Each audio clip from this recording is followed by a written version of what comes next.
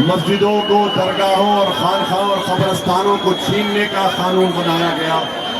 दुनिया ने देख लिया कि अगर किसी ने भारत की पार्लियामेंट में खड़े होकर संविधान का हवाला देकर उस कानून को काला कानून करार दिया, तमाम भारत के एमपीज के सामने, पार्लियामेंट एमपीज के सामने एक अकेला सऊद्दीन ओवैसी ने खड़े होकर उस कानून को कहा, यह कानून वक्फ को बचाने के लिए नहीं, वक्फ को बर्बाद करने के लिए बना गया है।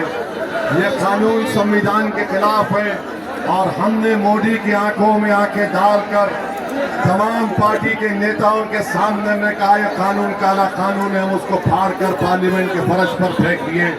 मेरे अजीज दोस्तों और बुजुर्गों, नरेंद्र मोदी, अमित शाह कहते हैं कि सीमांचल में घुसपैठियां हैं।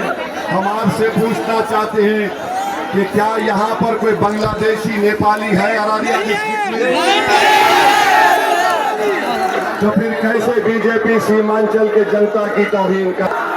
और फिर बीजेपी का एक मंत्री, भाई कुर्सियों आराम से बैठे, 10 मिनट का टाइम दीजिए हमको।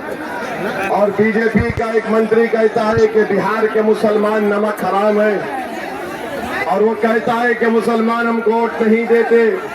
हम उस मंत्री को और मोदी को बता रहे हैं, इस देश को अगर किसी ने आजाद किया, हिंदू मुसलमान दलित ने मिलकर किया। अंग्रेजों को लात मारकर भगाने का काम किसी ने किया तो हमारे बुजुर्गों ने किया। जिस वक्त गांधी ने नमक का एहतजाज शुरू किया था, उस वक्त आरएसएस और ये मंत्री के पूर्वज अंग्रेजों के तलवे चाट रहे थे, उनसे नमक हलाली कर रहे थे। आज ही हमको कहता है नमक हराम। याद रखो, तुमने 20 साल में यहाँ पर रिश्वत को आम कर दिया। ब्लॉक में गरीब का काम बगैर रिश्वत के नहीं होता। जितने विधायक हैं, जितने एमपी हैं, अरारिया में वो पैसा लेकर गरीबों का काम करवाते हैं। मैं आपसे वादा कर रहा हूँ, मंजूर आलम साहब को कामयाब करिए, इंशाअल्लाह ताला रिश्वत का खात्मा होगा। और फिर 20 साल से रिश्वत लेकर जेडीयू, आरजेडी और बीजेपी महिला के अकाउंट में पैसे डालती है। अरे तुमने इतना गरीबों का खून चूसा, उनका हक बनता कि तुम एक एक महिला के अकाउंट में कम से कम 50,000 तुमको डालना था। बीजेपी को जवाब देना है, नीतीश कुमार को जवाब देना है और 11 तारीख के दिन पतंग छाप को और उसके उम्मीदवार जनाब मंजूर आलम साहब को कामयाब करना है। हम तो दुआ करते कि मौजूदा विधायक आबिदुर रहमान साहब को अल्लाह सेहत दे। उनका तो काम था कि वो घर में बैठकर आराम करते ताकि एक नौजवान अरारिया के जनता की खिदमत कर सके, दौड़े। हमको बताइए, आपने कितने मर्तबा आबिदुर रहमान साहब को देखा 5 साल में? 1 मर्तबा, 2 मर्तबा, 3 मर्तबा, 4 मर्तबा, 5 मर्तबा, 6 मर्तबा, यानी 5 साल में 5 मर्तबा भी आपने आबिदुर रहमान साहब को नहीं देखा। क्यों नहीं देखा? क्योंकि आबिदुर रहमान साहब समझते थे कि कोई विकल्प नहीं है। मजबूरी की हालत में यहाँ की विधानसभा की जनता हमको वोट डालेगी, मगर हम, ए भाई हट जाओ ना, तुम्हारा प्रोग्राम खराब करने आएगा तुम, है? अरे हमको देखने आए तुम अपना कैमरा लगा रहे, तो बात है।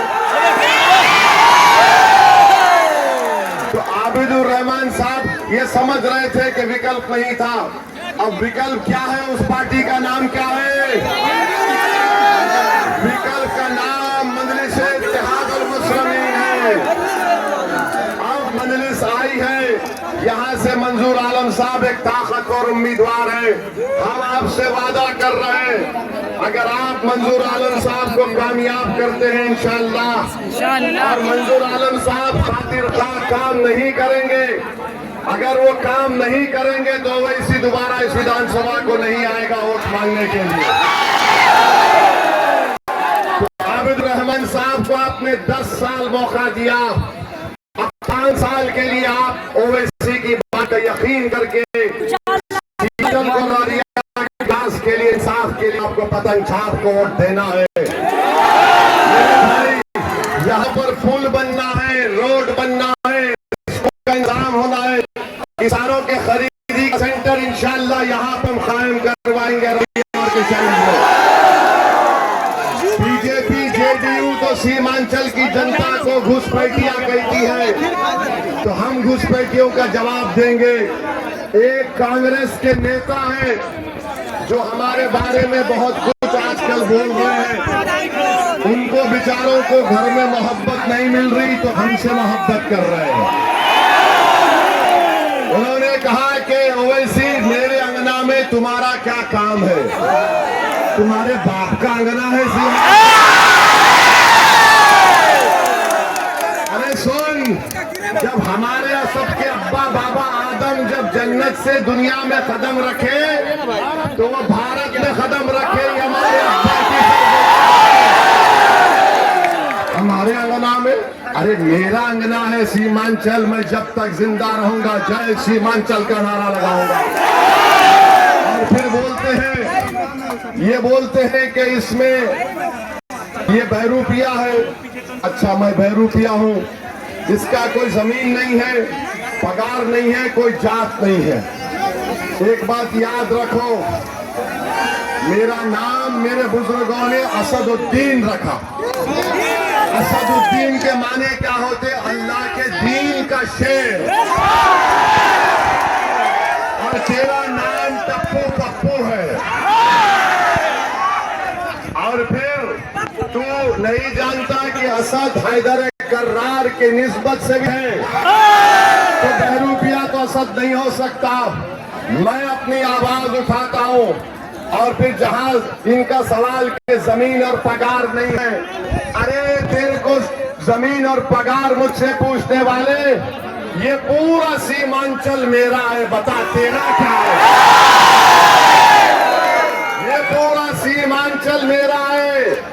8 साल के बच्चे से लेकर 80 साल का बूढ़ा, हमारी माँ और बहनें मुझे देखकर बोलती है पतंग छाप। और ये साहब मुझसे पूछते हैं मेरी जात क्या है?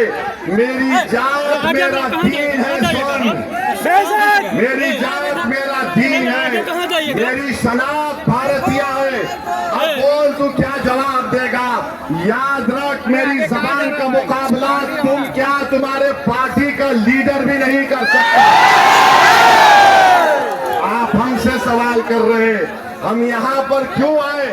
यहाँ पर सीमांचल में इंसाफ के लिए आए। और जो लोग मजलिस इत्तेहादुल मुस्लिमीन पर तनकीद करते हैं, मेरे अजीज दोस्तों और बुजुर्गों, मैं आपसे अपील कर रहा हूं कि बदलाव लाना पड़ेगा, बदलाव लाना पड़ेगा। और आप जानते हैं यहाँ के बीजेपी के एमपी ने भी क्या कहा था सीमांचल के बारे में। सीमांचल में रहना है तो ये करना पड़ेगा। सुनो बीजेपी के सांसद साहब, अपने घर में बैठकर बोलना, सीमांचल की जनता चाहे हिंदू मुसलमान दलित हो, गयूर जनता है, वो तुम्हारे इन दिल फरेब बातों को यकीन करने वाली नहीं है। और डरने और डराने का वक्त चले गया। मैं बताता हूं, यहाँ पर बीजेपी को आपने देख लिया, जेडीयू को देख लिया, अब आपके सामने मजलिस है। गठबंधन से हम कहना चाहते हैं कि बताओ आपने 17% अल्पसंख्यक समाज से क्या इंसाफ किया? कुछ नहीं किया। 17% अल्पसंख्यक समाज से क्या इंसाफ किया? कुछ नहीं किया। जो 14% यादव हैं उनको 36% टिकट दिया। जो हमको गाली देते हैं, जो हमको बहरूपिया हमारी जात पूछते हैं, अरे 1960 से 2020 तक जितने बिहार में विधानसभा के चुनाव हुए, तुमको मालूम कितने मुसलमान विधायक हुए? सिर्फ 8%। 1960 से 2020 तक। तो जो हमसे हमारी जात पूछ रहे हैं, बताओ तुमने कितनों को कामयाब किया? अगर बैकवर्ड क्लास को लेंगे तो उनके करीब 40% कामयाब हुए। अगर फॉरवर्ड क्लास को लेंगे तो उनके करीब 40% के कामयाब हुए। आज आप मजलिस पर उंगली उठाते हैं। मेरे भाई, मजलिस से दुश्मनी इसीलिए है कि हर समाज और हर समुदाय की सियासी लीडरशिप हो सकती है, मगर अगर किसी की नहीं हो सकती, आपकी लीडरशिप नहीं हो सकती है। क्यों? क्योंकि वो चाहते हैं कि हम इनकी गुलामी करें, वो चाहते हैं कि हम इनके नेताओं के आगे दरी को बिछाएं। मजलिस ये कह रही है कि दरी हम नहीं बिछाएंगे, तुम बिछाओगे, नेता हम बन के दिखाएंगे तुमको इंशाअल्लाह। तो ये लड़ाई नेता बनने की है। हमारे जाने के बाद कोई आकर शैतान का एजेंट बोलेगा, अरे वो आबिदुर रहमान भी तो एक ही दीन का है, ये मंजूर आलम भी तो एक दीन का है। आबिदुर रहमान और मंजूर आलम में एक फर्क है। क्या है? आबिदुर रहमान अपनी जबान नहीं खोल सकता जब तक कि उसके सियासी पार्टी के आका उसको हुक्म नहीं देते। आबिदुर रहमान की जबान है, मगर उनको गूंगा बनाकर रख दिया गया। क्या तुम भूल गए जब ट्रिपल तलाक कानून पार्लियामेंट में आया तो मौलाना जिसका इंतकाल हो गया, अल्लाह उनको जन्नत नसीब करे, उस मौलाना ने कहा कि मेरी पार्टी ने मुझे बोलने का मौका नहीं दिया था, याद है? ये मंजूर आलम होगा तो इनको इस सड़क पर टिकट दे रहे, आपके दरमियान में खड़े होकर बोल रहा हूं, जब ये पटना जाएंगे तो पटना में बैठे हुए तमाम लोग जो गूंगे अंधे बहरे हो चुके हैं, उनको बताएंगे अरारिया के इंसाफ और यहाँ की तकालीफ को। मैं इसकी गारंटी ले रहा हूँ। आप 11 तारीख को पतंग छाप को वोट देंगे,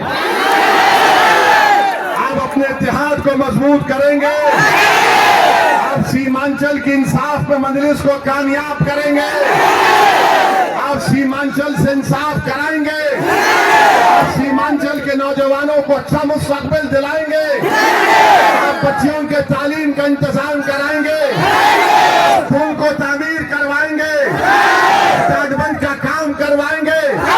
तो मंजूर आलम को 11 तारीख को पतंग छाप पर बटन दबाना पड़ेगा। जब सुबह में जाएंगे 11 तारीख को तो कलमे की उंगली उठाना, दिखकर बटन दबाना, बिस्मिल्लाहिर्रहमानिर्रहीम। अल्लाह कामयाब और कामरान करेगा। तो नारा लगाइए, सीमांचल जिंदाबाद, सीमांचल जिंदाबाद, शेरशाहबादी जिंदाबाद, सुरजापुरी जिंदाबाद, सुरैया जिंदाबाद, हमारा इत्तेहाद जिंदाबाद, नारे तकबीर,